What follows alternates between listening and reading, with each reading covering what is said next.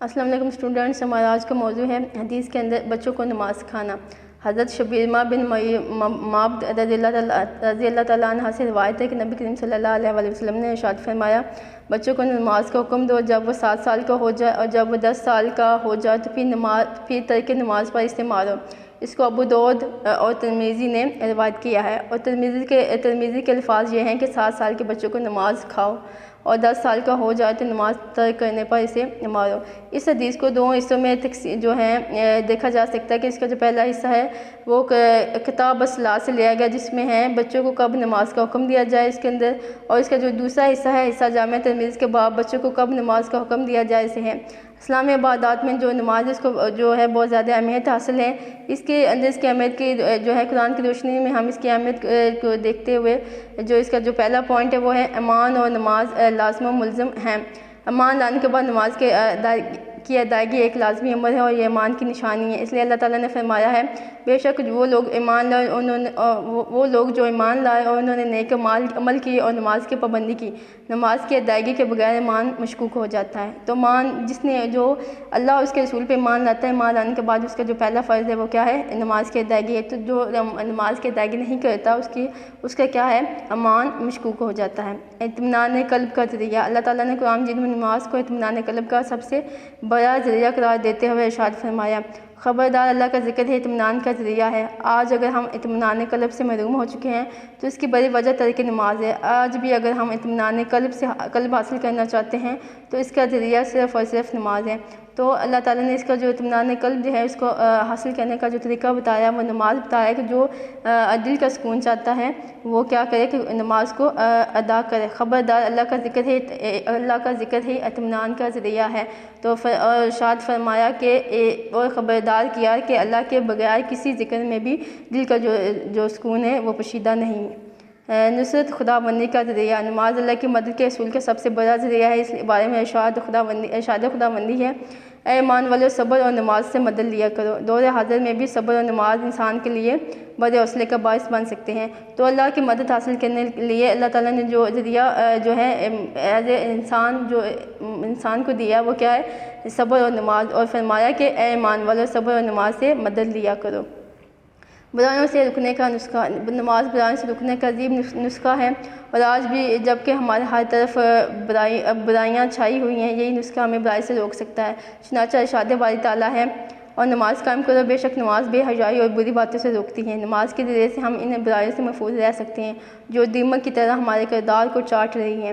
تو برائیوں سے بچنے کا جو واحد نسخہ ہے وہ صرف یہی ہے کہ جو نماز کو قائم کیا جائے۔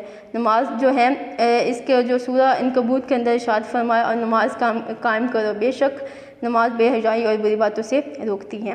نماز دین کا ستون ہے، نماز کو اسلام میں بنیادی اہمیت حاصل ہے۔ نبی کریم صلی اللہ علیہ وسلم نے نماز کو دین کا ستون قرار دیتے ہوئے ارشاد فرمایا، نماز دین کا ستون ہے، جس نے اس کو قائم کیا اس نے دین کو قائم کیا، جس نے اسے ترک کیا اس نے دین کے اماد کو گرا دیا۔ گواہ نماز کی عدم ادائیگی عملاً دین کے اماد گرانے کے مترادف ہے۔ تو نماز کو دین کا ستون کہا گیا، اور اس کو عملاً جو ہے دین کے اماد کے مترادف قرار دیا گیا کہ جو نماز قائم کرتا مطلب کہ اس نے دین کا جو ہے ستون قائم کیا، اور جس نے نماز کو چھوڑ دیا اس نے دین کا ستون جو ہے وہ گرا دیا۔ روزہ قیامت کا پہلا سوال، قیامت کے دن سب سے پہلے نماز کا سوال کیا جائے گا۔ آپ صلی اللہ علیہ وسلم نے اس سلسلے میں فرمایا، قیامت کے دن سب سے پہلے بندے سے نماز کا حساب ہوگا، پس اگر نماز درست ہوئی تو باقی اعمال بھی درست ہوں گے۔ اس لیے بچوں کو 7 سال کی عمر ہو جانے پر نماز سکھانا ضروری ہے، کیونکہ اگر بچپن میں انہیں نماز کی عادت نہ پڑی تو پھر وہ کبھی نمازی نہ بن سکیں گے، اور نمازی نہ بنے تو پھر مسلمان ہونا ہی مشکوک ہو جائے گا۔ آج نئی نسل نماز سے دور ہو رہی ہے کیونکہ ہمیں ان کی مادی ضرورتوں کی تو فکر ہے، جبکہ ان کے سچا اور حقیقی مومن بننے کی نہیں۔ تو اسلام جو قیامت کے اندر جو پہلا سوال ہوگا ایز اے مسلم، ایک مسلمان سے ہوگا، وہ نماز کے متعلق ہوگا۔ اس لیے اللہ تعالیٰ نے جو نبی کریم صلی اللہ علیہ وسلم نے حکم دیا کہ بچوں کو نماز سکھاؤ جب وہ 7 سال کا ہو جائے گا۔ 7 سال کا مطلب جب ہو جائے گا تو اس کے اندر جو عادتیں ہوں گی وہ پھر پختہ ہونا سٹارٹ ہو جاتی ہیں۔ اگر تب عادت نہ ڈلی تو اس کے بعد وہ کبھی بھی نمازی نہیں بن سکا۔ آج کے دور کے اندر جو کیا ہے کہ نئی نسل کے اندر ماں باپ کو ان کی مادی ضرورتیں پوری کرنے کا تو خیال ہے، لیکن جو موسٹلی جو ماں باپ ہیں وہ کیا ہے بچے کی جو نماز کی جو ہے عادت کو ہے اس کو بنانے پہ اس طرح سے زور نہیں دیتے، جس کے طرح سے اللہ کے نبی کریم صلی اللہ علیہ وسلم نے فرمایا، اللہ کے نبی نے فرمایا کہ 7 سال کا بچہ ہو جائے تو اس کو نماز سکھاؤ، اور 10 سال کا ہو جائے تو اس کو نماز ترک کرنے پر مارو۔ تو اس کے اندر یہ ہے کہ جب ان کے سچا اور حقیقی مومن بننے کی ضروری ہے، تو نماز اس لیے بھی ضروری ہے کہ وہ کہ ایک مسلمان کو سچا اور کھرا جو ہے مسلمان بناتی ہے۔ فہم دین کی اہمیت۔ حضرت معاویہ رضی اللہ تعالیٰ عنہ سے روایت ہے، نبی کریم صلی اللہ علیہ وسلم نے فرمایا جس کے ساتھ اللہ بھلائی کا ارادہ کرتا ہے اسے دین کی سمجھ دے دیتا ہے۔ تو اس کے اندر ہے کہ اس حدیث میں تفقہ یعنی دین میں سمجھ بوجھ کی فضیلت بیان کی گئی ہے، کیونکہ اس کے بغیر دین کو سمجھا نہیں جا سکتا، اس لیے اللہ کا اس شخص پر خاص احسان ہوتا ہے جس کو وہ دین کی سمجھ بوجھ دے دے۔ فہم دین کی فضیلت درج ذیل ہے۔ فہم دین کی فضیلت۔ اسلامی علوم میں فہم دین کا درجہ قرآن و حدیث کے بعد ہے، لیکن اس علم کے لیے قرآن و حدیث، علوم عربیہ اور اصول فقہ میں مہارت ضروری ہے۔ اس کے ساتھ ساتھ خاص طبی مناسبت اور عقلی صلاحیت بھی ضروری ہے۔ قرآن مجید میں اس علم کی تعریف ان الفاظ میں کی گئی، پس ان کے ہر گروہ میں سے کچھ افراد کیوں نہیں ایسے نکلتے جو دین میں سمجھ پیدا کریں۔ تو اس جو فہم دین جو ہے اس کی جو قرآن حدیث کے بعد جو سب سے زیادہ فضیلت جو بتائی گئی وہ اس بات کی بتائی گئی ہے کہ وہ بندہ اللہ کے سب سے زیادہ قریب ہے، یا جس بندے کے ساتھ اللہ جو بھلائی کرنے کا ارادہ کرتا ہے اسے کیا کرتا ہے، دین کی سمجھ بوجھ عطا کر دیتا ہے۔ پر تو سورہ توبہ کے اندر اللہ تعالیٰ نے اس چیز کا حکم دیا ہے کہ جو ہے فہم دین جو ہے اس کو جو ہے اس کی جو ہے گرومنگ کی جائے، بس ان کے ہر گروہ میں سے کچھ افراد کیوں نہیں ایسے نکلتے جو دین میں سمجھ بوجھ پیدا کریں۔ اس کے بعد حدیث میں اس علم کی تحسین کرتے ہوئے نبی کریم صلی اللہ علیہ وسلم نے فرمایا، اللہ تعالیٰ جس سے بھلائی کا ارادہ کرتا ہے اسے دین کی سمجھ عطا کرتا ہے۔ ایک حدیث میں فقہ کی فضیلت ان الفاظ میں بیان کی گئی، ایک فقہ 1000 عبدوں کی نسبت شیطان پر زیادہ بھاری ہے۔ تو وہ آدمی ایک عابد ہے، اس کو زیادہ وہ اللہ کے وہ عبادت کے ذریعے اللہ کے جو ہے زیادہ قریب ہے، لیکن ایک فقہ جو ہے اس کو ترمذی نے روایت کیا ہے کہ ایک فقہ 1000 عبدوں کی نسبت شیطان پر زیادہ بھاری، کیونکہ وہ شیطان کی چنگل میں اس طرح سے نہیں آتا جس طرح سے ایک جو معصوم عابد جو ہے وہ شیطان کی چنگل میں آتا ہے، جس کو جو اللہ نے دین کی سمجھ بوجھ عطا کی ہے وہ جو ہے شیطان کے غلبہ میں اس طرح سے نہیں آتا جس طرح سے ایک جو ہے عابد جو ہے وہ آ جاتا ہے۔ فقہ کو عابد پر فضیلت اس لیے دی گئی کیونکہ عابد اپنی ذات تک محدود ہوتا ہے، جبکہ فقہ امت کے انفرادی اور اجتماعی مسائل کو حل کرتا ہے۔ فقہ کو مجتہد بھی کہتے ہیں۔ اگر وقت کے ساتھ اجتہاد کے ذریعے امت کے مسائل کا حل نہ نکالا جائے تو زندگی جمود اور بے راہ روی کا شکار ہو جائے۔ گواہ علم فقہ مسلمانوں کی زندگی کو ضابطے کا پابند بنا کر ترقی کے راستے پر ڈال دیتا ہے، مسلمانوں کو گمراہی سے بچا کر منزل مقصود تک پہنچا دیتا ہے، یہ مسلمانوں کے صحیح راستے پر قائم رہنے میں مددگار ثابت ہوتا ہے۔